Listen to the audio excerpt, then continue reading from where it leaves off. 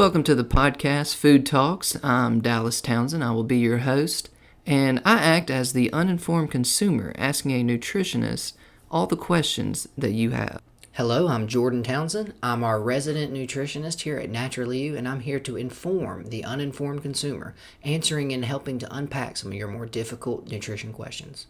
So welcome back today. Today our topic is going to be obesity. And I know that is one of America's biggest problems, but hopefully Jordan can expand on that for us. So yeah, the obesity problem is really at the core of it more than anything a food problem.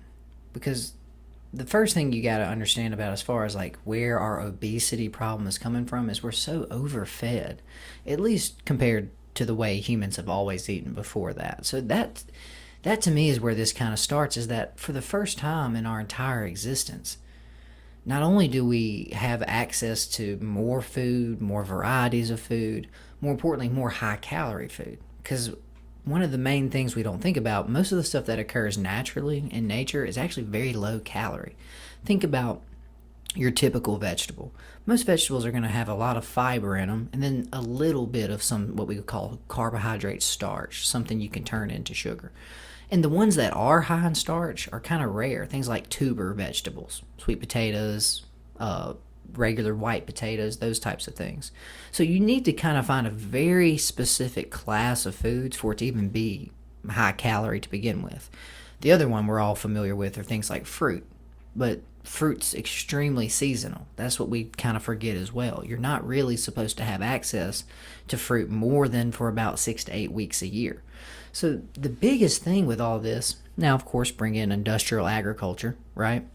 Bring in being able to grow wheat, corn, rice, all of these grains that are going to be extremely high starch as well. That's where our problem starts. When you start to look around, realize that the concept of counting calories is the newest thing that's ever been around. Never have you had to worry about getting too much energy. Most importantly, for your entire existence, it's all been about calories. That's what I try to talk to people about more than anything, is that at the base of this, all you're really trying to do is find calories. There's nothing else that takes precedence over that, because you can't do anything if you don't find calories. So that's why all of a sudden, having such an extreme abundance, your biology is set up to fail. That's why, if you really think back in history, especially think medieval times is what I mean by this more than anything. What was the big stereotype? The big, fat king. Yeah. Never worked. Had all the food. Sat on his butt all day. Ate grapes. You can kind of picture that from Roman movies or something. Had things like meats all the time. Had things like lemon cakes, actual sweets on just at his command.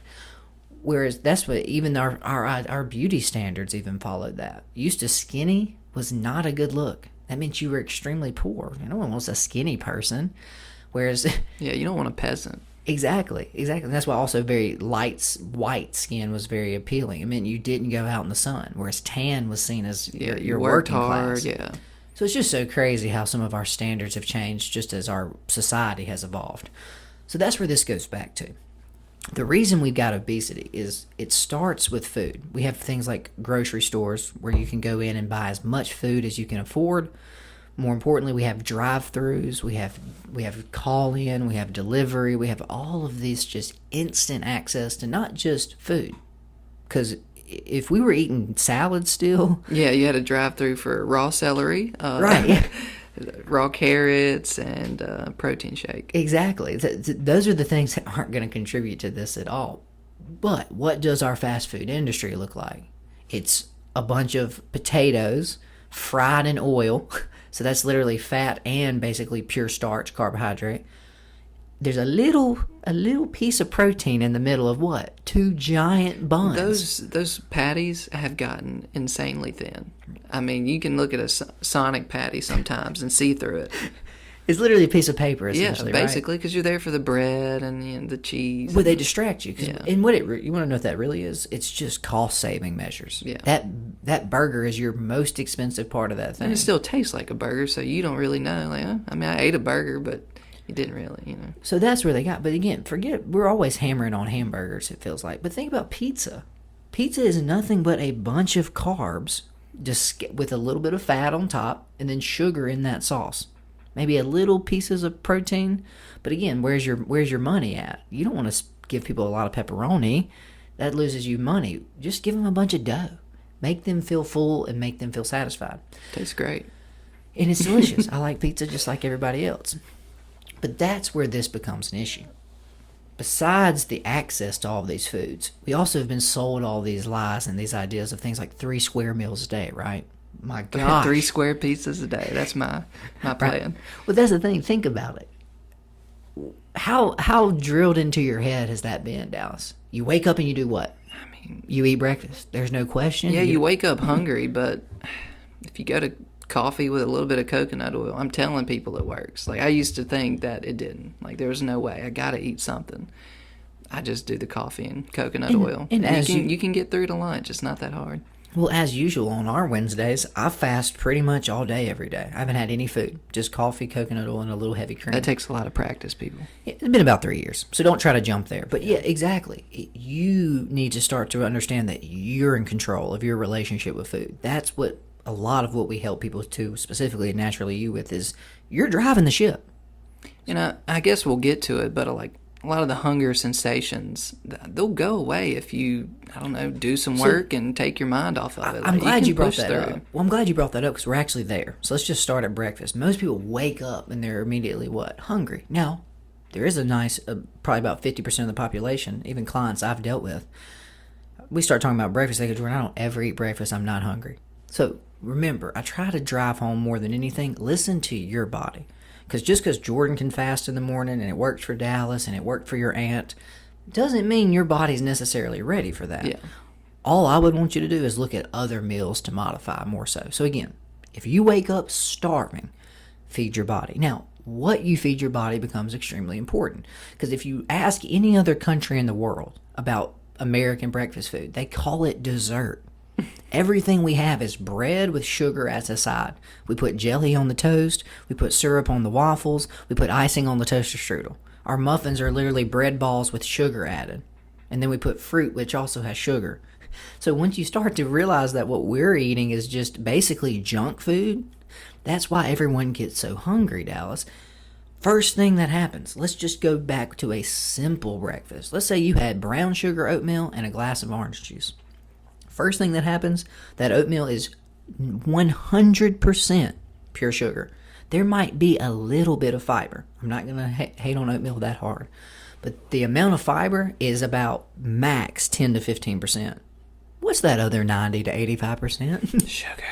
That hasn't been turned to sugar yet. That's the whole glucogenesis pathway. Your body is so geared up and efficient at turning simple carbs into Just something too you can easy, burn. yeah. That's the way the machine works. Because remember, let's go back 10,000 years.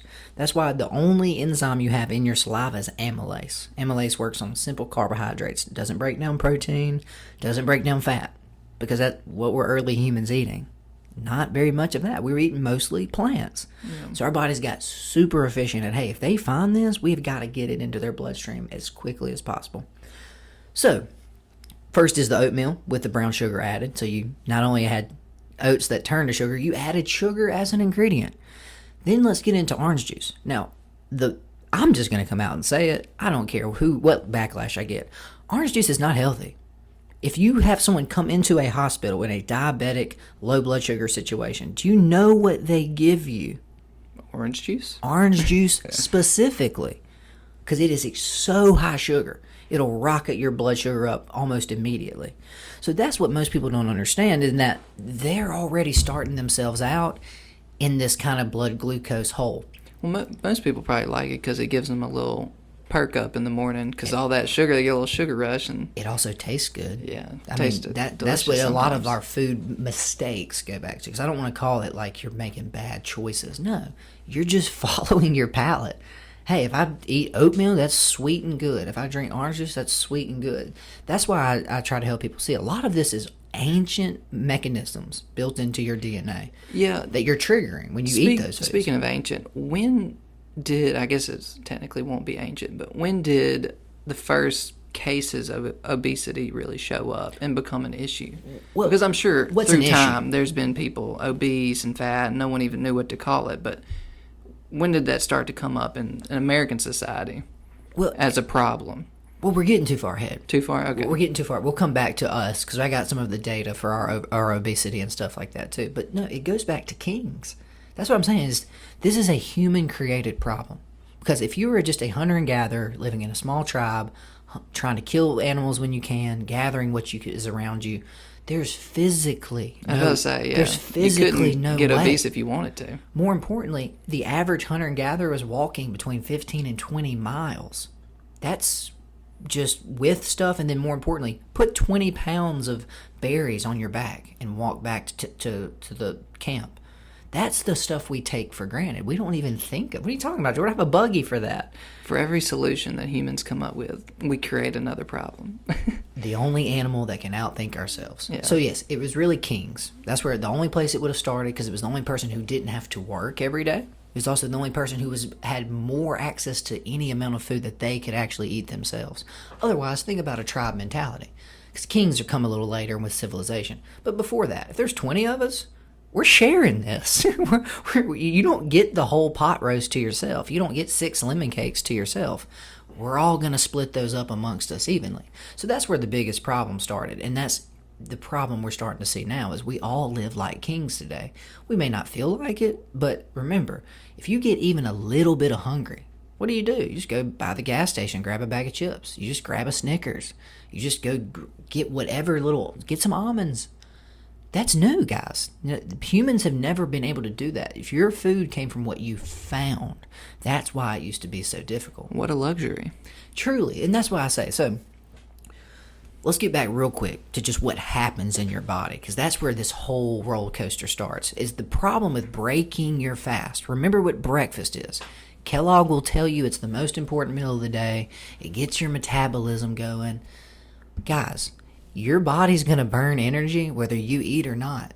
That's the reason you store fat. We've gone over all of this in the keto episode, so I'm just putting that out there. Go listen to that one if you want more.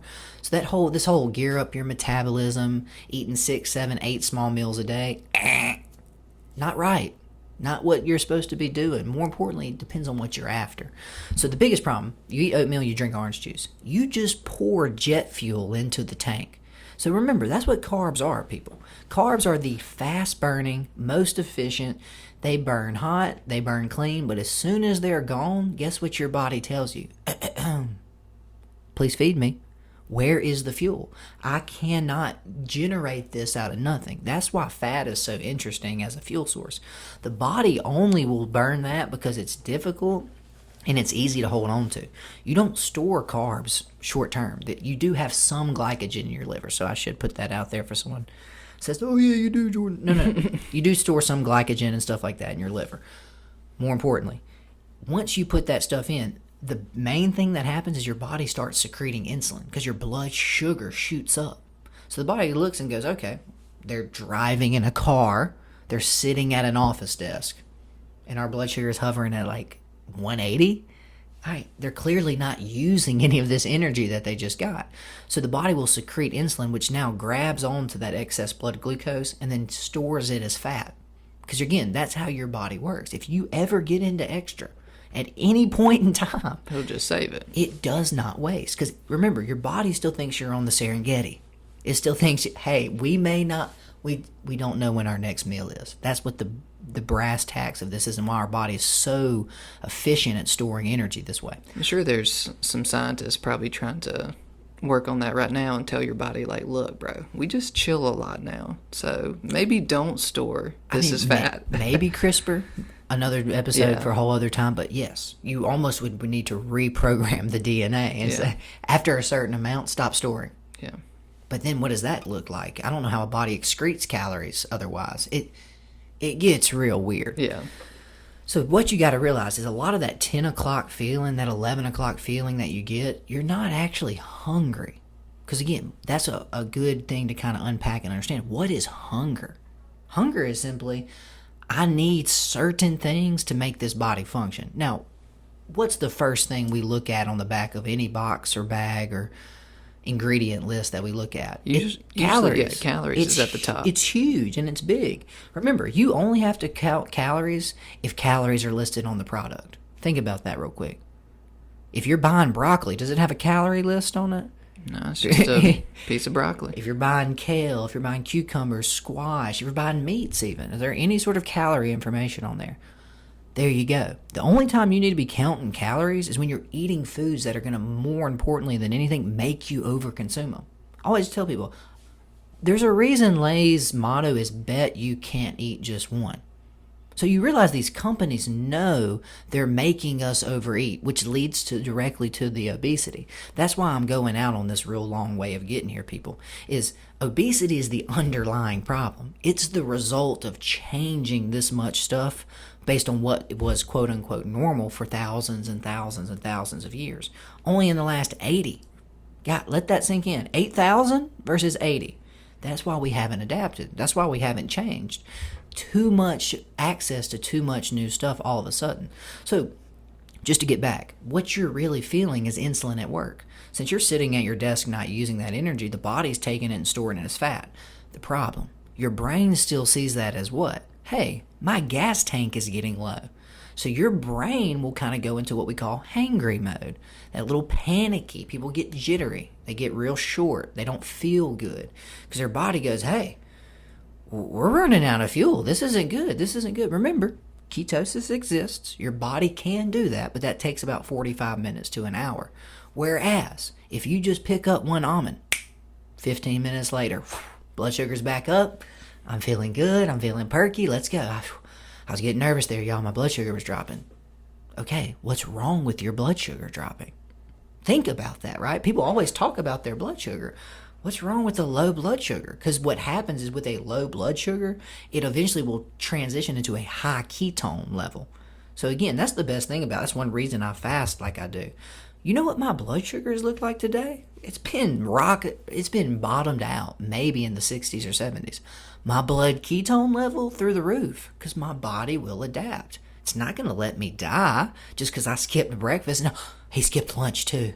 He's crazy, y'all. He's insane.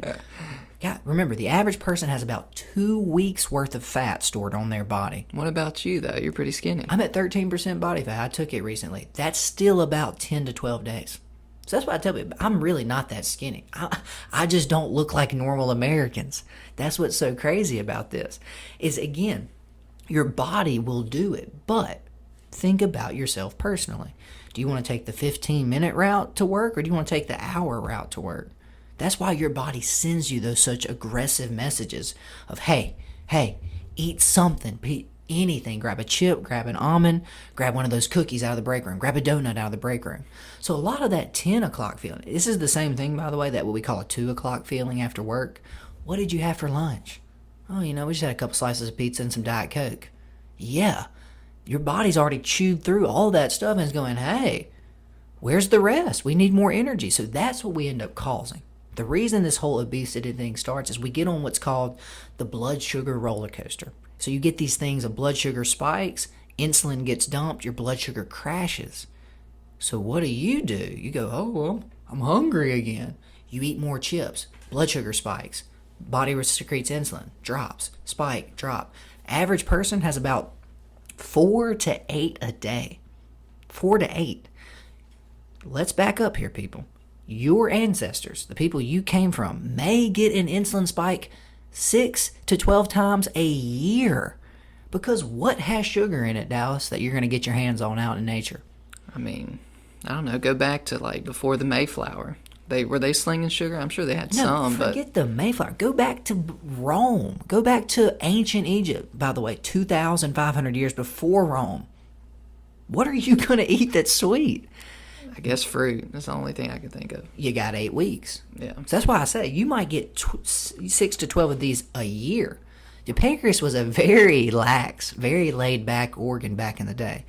Only now we have this thing called what? Type 2 diabetes, where we're literally making our own cells resistant to insulin, to the point where they say we will not accept any excess blood sugar. We've got to turn off the lock and key. Remember, that's how crazy this is. The body never even imagined a situation where humans would just simply get into calories willy-nilly. So that's where this whole thing starts. When you start to spike, crash, spike, crash, spike, crash, spike, crash. Remember too, where do most of us work? Behind a desk. We're truckers. We drive a truck. Jordan, I sit here for 16 hours straight. Okay, so you're eating 2,000, 2,500, 3,000, 4,000 calories a day. And then going immobile. Most people's what we call basal metabolic rate, the simple calorie count it takes to beat your heart, make hormones, run the liver, run the thyroid, run the brain. It's somewhere between 1,200 and 2,200 calories a day. So that's what it just takes as a base. That's just required calories. So when you start to realize that, not only that's when things like exercise come into play. You're looking at an extra maybe 500 to 1,000 max. Remember, that's if you're really exercising. Some of these people's exercise is zero. So the average person in America is probably eating between 2,500 and somewhere up to about 4,000 calories a day. So that alone, that's why I like doing these podcasts. Just look at the numbers. Of course we're overweight. Of course we're obese. That's how your body works. If you put in all this extra energy, more importantly, don't do anything to deal with the excess. Your body's going to store it. So that's what brings us to where we're at now. We're seeing mainly more than anything is type 2 diabetes, which is when your body won't let the body actually accept insulin and sugar anymore.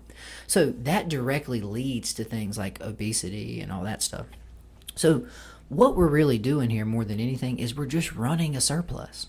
And if you run a surplus, remember, this is what's so strange about your body. There is no genetic component to limit fat storage. So think about that. In the entire existence of humans, there was never a time that a gene needed to come in and say, hey, we got to cut off their fat at about 30%. Is there a possibility that one will develop? That's when you would have to actually write a new code. So I don't know what that would look like. That's honestly hundreds of years in the future, I would believe. I don't see any way we could rewrite an entire sequence of genes to do that. But that's just to make, more importantly, to show you how unprecedented the times we're living in are. Your body didn't even code for this. I mean, we literally have our skin get darker when we stay in the sun. That's something it figured out it needed to do. If you get into extra calories, it figured out, hey, you do not waste those calories. You make sure you convert them to fat. So that's where this whole obesity epidemic starts. Not only are we overeating, our activity level has plummeted thanks to technology. I mean, I'm glad I have a car just like the next person.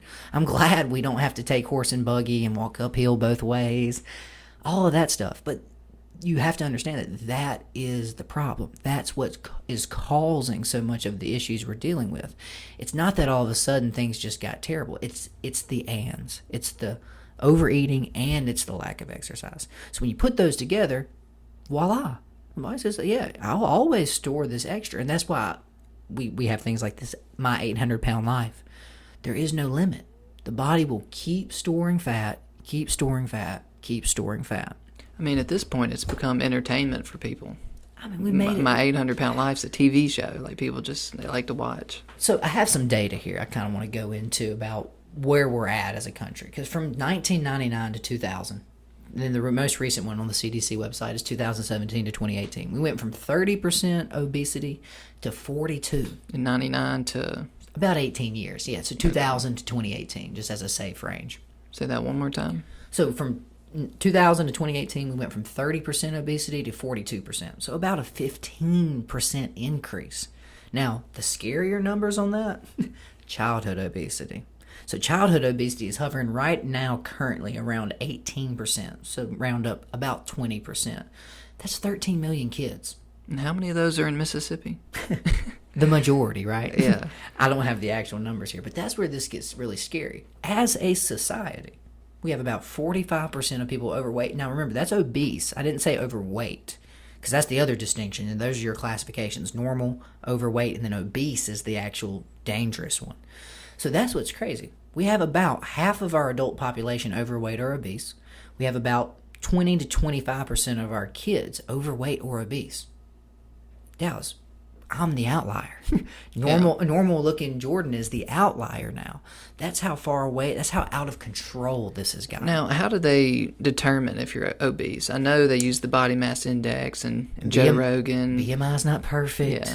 Hear me out, people. I don't live by BMI. Because again, the biggest people it affects are tall people. Perfect example is our friend Jordan. Also, I have a friend named Jordan. He's 5'11", but he's 175. So the thing actually tells him he's underweight. Yeah. But he's just a normal build for a person. So that's when it can get a little off. But as far as judging your population, it's a decent tool to get an idea I mean, if you can get a look at them, you can kind of tell. where we hover. And that's what it really is. Now, remember, if you're obese on the body mass index, that is not wrong. It's the underweight, normal, and overweight that it gets kind of hairy on. The far ends of extremely underweight and the high ends of obesity, you're in trouble. Yeah, because, I mean, they're just casting a net. People are unique. If you're 5'2" and 250, not good. That's obese. Yeah. So that's what we got to drive home here. Remember, those are the CDC numbers. It's 42% of us are obese, not overweight, just obese. So that's when this gets scary. Because the real problems everyone wants to talk about. Well, so Jordan, I got a couple extra pounds on me. So what? So let's talk about it. The number one risk factor for every single disease, heart attack, stroke, diabetes, cancer, what do you think it is? Obesity. Obesity. It complicates every single thing your body's doing, mostly because you've got all these extra what? Cells. You got all this extra mass your body now has to get blood supply to. It's got to do cellular operations. It's got to do all of this Walking extra stuff. becomes hard. Your lungs are taking a toll.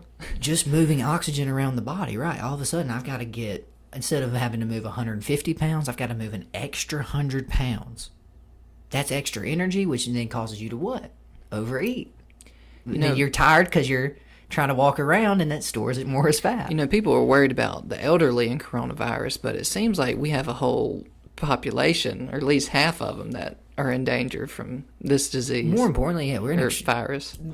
This is the dirty little secret of the United States. We are an extremely unhealthy population. We are the number one consumer of prescription drugs. We have the absolute worst diets. It's called SAD, Dallas, Standard American Diet. More importantly, as we export this diet to places like China, Europe, all we see is their obesity numbers start what? Trickling Rising, up. yeah. KFC's number 2 market now is China. Don't worry, though. McDonald's cares about you. They love you. They sponsor the Olympics, Jordan. They've got to be a good They're company. about health and wellness. So that's where this gets so crazy. Obesity is the number one. It increases your mortality rates for every single thing. More importantly, your chances of having a stroke go up because you're putting undue burden specifically on what? Your heart. That's where the whole heart disease issue comes with, is you've now got this meaty, thick, fatty heart trying to also work twice as hard. Okay, well that's common sense. So the problem ends up creating itself by overeating and living this type of lifestyle. Of course we're on more prescription drugs. Of course we have more disease. Of course we have more people with these problems. And if you want to know something that's just backwards, is a lot of these people, I say a lot of these people, there's a certain segment, mainly in the social media realm, the far left per se, that will say being overweight and obese, there's nothing wrong with it. I mean, that's their choice, which it is. I'm all for it, but you can't tell me that you're healthy. Well, we like to That's not healthy. Well, it's somehow gotten wrapped up in the social justice thing, in the sense of like we're now discriminating, right? Yeah, we're discriminating against fat people. Well, the guy who is missing a chromosome, and the person who overate cheeseburgers are not in the same category, because one person can do something about it, one person cannot. Well, I mean, I get it hurts people's feelings, and you shouldn't go around just clowning on them. But you can't have a discussion and tell me that you're healthy because you're overweight. So you can live and be overweight. I have no problem with that. It doesn't affect me at all. Well, they call it fat other shaming than maybe too, the right? healthcare system. But you can't tell me it's healthy. And there's a lot of people out there and probably organizations trying to push that message, and that's just wrong. And you know why it is? What did I just give you the data? 75% of Americans are overweight and obese. So who are you marketing to? Remember, that's all marketing is What are you selling and who are you selling it to? Yeah, because they probably like to hear that message. Hey, it's okay to be obese. Lizzo's Okay. overweight. Lizzo's, look at her. She's a great singer. She's a great singer. Can She you really sing? is. Has a very good vocal range, but she's not healthy. It's like, well, hey, you're 63 and you have diabetes. And then they'll and heart attack. They'll disease. attack people like Lizzo. If she was to lose weight and to get healthy and do it for herself, a lot of people would attack her because, oh well, you didn't need to lose weight. No, but well, actually yes, but Remember, so and the other side of that too, a lot of people say, oh, it's a glandular, Jordan. I do have some issues. Now, there are. I'm not giving them 100% get out of jail free card, but there are disorders. There are diseases of the thyroid and stuff like that that can cause you to not be able to lose weight or manage it like you can. But this kind of goes back to what we do at Naturally You. Why aren't your organs working? Is it because you've eaten McDonald's since the time you were 3 and now you're 30 and now your thyroid stopped working? it's easier to just write off as I was born this way. Is that a glandular disorder, or did you literally starve the metabolizer of your food for so long that it now doesn't work and you're correct? You see how they confirm their own bias? Oh, I can't help this. Is how I am. Obesity takes a while. You don't just wake up 700 pounds, or maybe some people do. Well, no. Go That's into a the coma. thing. And that's why I stress to my clients when they do the intermittent fasting. I say, look, if you can get this weight off, it's going to probably take you about 6 to 8 months to get off 20, 30 pounds. But guess what it's going to take you to get it back? You'd have to completely reverse what you're doing for 6 to 8 months to put that weight back on. And that's most of my clients I've found just through talking to people. Is most of them, they come in, they might be women in their 40s or 50s. They're getting into menopause. Their hormones are changing. All that affects weight. That's not saying it doesn't. But what they always ask them, I say, look, okay, you want to lose. I always ask them, how much do you want to lose? Like, what is your goal? Jordan, 20, 25 pounds. Okay. So I always ask, how long did it take you to put this 20, 25 pounds on? Average answer, 4 to 5 years. So no, you hit the nail on the head. This stuff does not accumulate quickly. And what most people don't realize, where a lot of our obesity is coming from, is our inability, or more importantly, our unwillingness to change. Because if you think about the average person, they're still eating like they were when they were 20, when they were 30, and when they were 40. Yeah. But their metabolism is slowing. The engine is not needing as much fuel. So you didn't even change. But forget about the gym. Forget about all this stuff. Your basal metabolic rate went from 2,200 to 1,200, and you're eating the exact same amount of calories. A lot of it comes down to is they can't change because they're addicted. They're hooked. People think sugar's not bad for you. It probably directly causes obesity to an extent. If you can't stop eating foods with sugar in it, you're probably not going to be eating a lot of good foods. And if you overeat and you just let it go, it stores as fat. More importantly, when are you overeating? Most people are overeating at breakfast before they go to the office, or they're overeating at night. And night is that midnight snack. The bad one. Because more importantly than anything, let's just say you had a couple of cookies and some ice cream. You lay down and go to sleep. Your body immediately stores all of that as fat because it doesn't have another choice. It's not going to gear up your metabolism when you're sleeping. So that's the big one that's causing us some problems. Is it's not just what you're eating. That's what I tell my clients all the time too. You can fast all day and eat a pasta seafood dinner with 2 pieces of cheesecake and some beer. You're not going to lose any weight. Yeah. You got to find that balance. So it's crazy too. Again, it just goes back to we're so misinformed on what we're actually supposed to be eating, and more importantly, how are we supposed to eating? Not just the what. Like I said, the timing of that food. What are you pairing that food with? Because again, that's what this whole keto thing is about. Keto makes you full. How hard is it to eat when you're not hungry? It's not hard at all. So that's the thing. When you start off with a bowl of Lucky Charms or a toaster strudel or a muffin or a McGriddle, you're now set up to be hungry the rest of the day. Who does that help, Dallas? The consumer who wants to make sure they live a healthy, happy life, or a company that sells addictive food? That's what I'm trying to get through to y'all. You're getting played. Do you ever just feel like you're the voice at a rock concert, but you're not on stage? Like McDonald's, Wendy's, Nestle, they're up on stage rocking. Everyone's listening to them, and you're in the back trying to sell T-shirts. People just walking by you. But you're right, though. Your T-shirts are legit. It's the truth. So that's my biggest thing with this whole thing, is that's what I'm trying to bring to people's attention, is just remember that we have food corporations. Their only job is to sell more food. That explains the reason your grocery store looks that way. That's a perfect example of that is A lot of people have noticed a surge in gluten-free stuff, the organic stuff.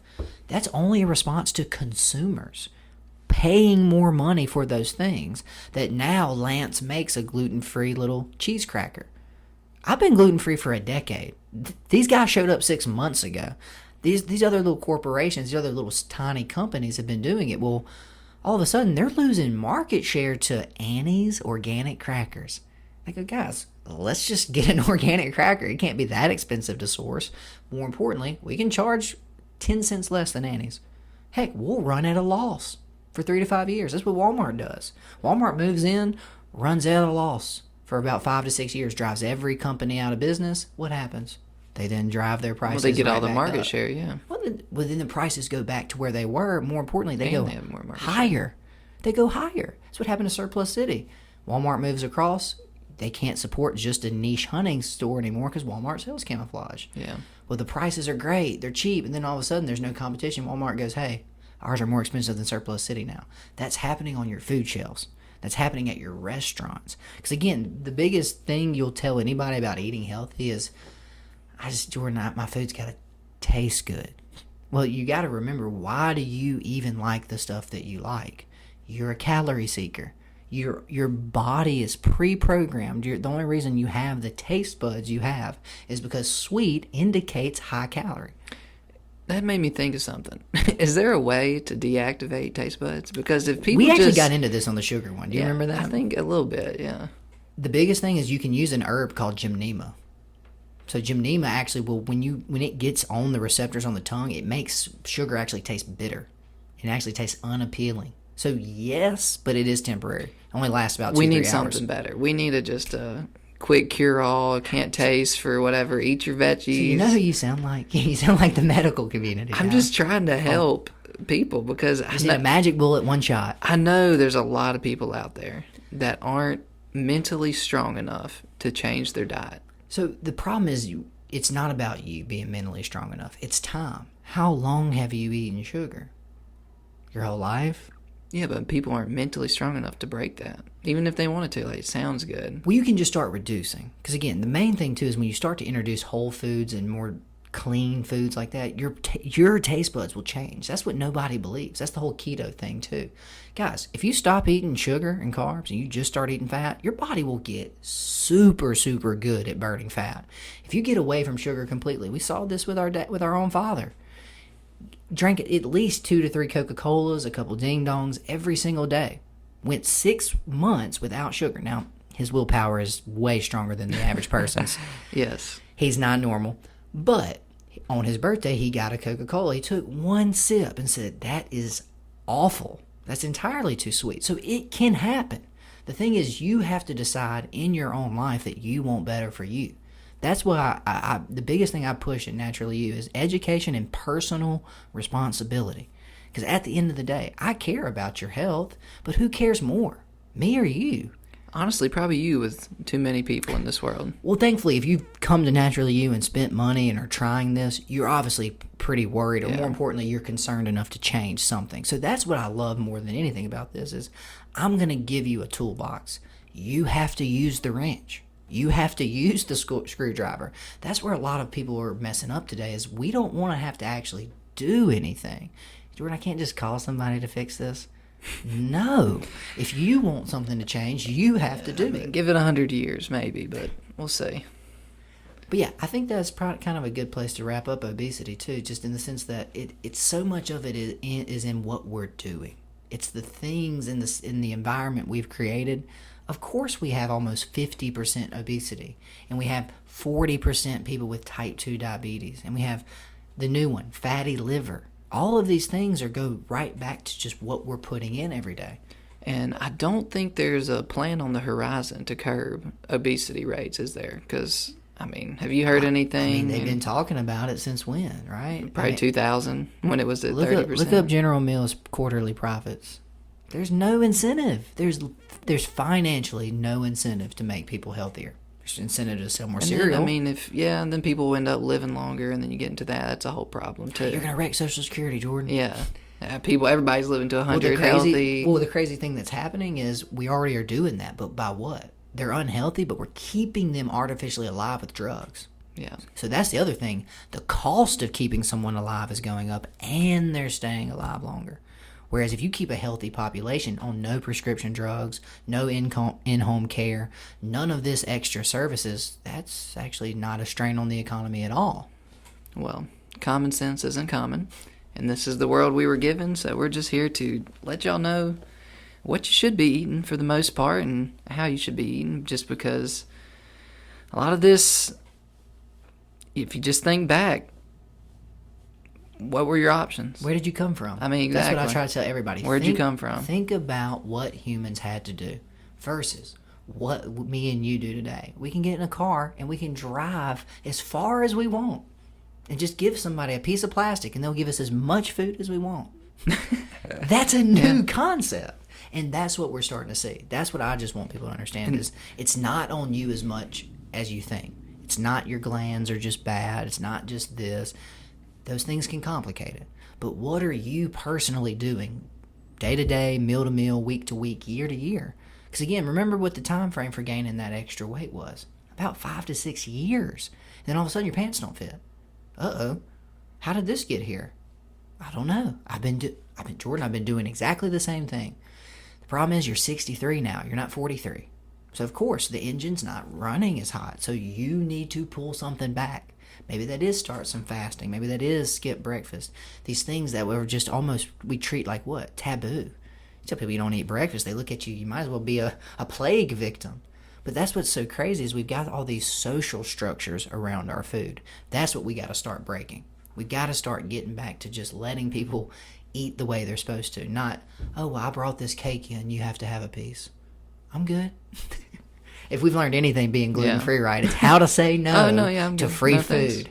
Oh, no, I'm not hungry. Turn down a chicken biscuit from Chick-fil-A one time for free. The best thing is people that have known I'm gluten-free for years will sometimes still offer me.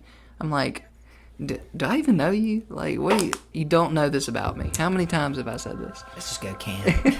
Can't do it, won't do it, sorry. Well, just remember, everybody, it's on you, and no one's going to do it for you. So we can assist here at Naturally You, but you got to be strong. We'll give you the tools. You got to use them. See you next time.